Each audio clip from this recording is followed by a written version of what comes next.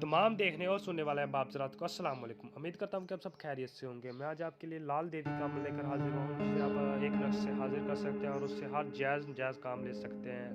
तो तमाम नए आने वाले नाज़रीन से एक छोटी सी गुजारिश है, अगर आप हमारे चैनल पर न्यू है तो हमारे चैनल को सब्सक्राइब कर दें और साथ में घंटी के बटन को दबा दें, ताकि हमारी नई नई अपडेट आपको नोटिफिकेशन के साथ मिलती रहे। तो चलें जी, अमल स्टार्ट करते हैं। आपने असर के टाइम नमाज़ पढ़ के आपने अपने करीबी कब्रिस्तान में चल जाना है। वहाँ पर जाके आपने कोई सूखा हुआ दरख्त देखना है। सूखा हुआ दरख्त देख के आपने ये नक्श लिखना है।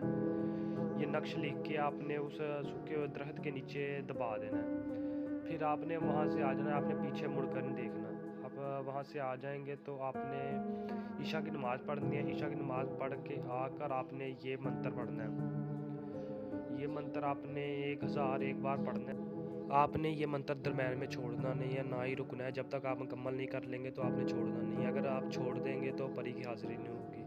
आप जब ये 1001 बार मुकम्मल कर लेंगे, इंशाल्लाह परी की उसी टाइम ही हाज़िरी होगी। वो आपसे पूछेगी आपने मुझे क्यों हाज़िर किया, तो आप उसे बताना मैंने इसलिए हाज़िर किया, मैं आपसे ये काम लेना चाहता हूँ, मैं आपके साथ ये करना चाहता हूँ।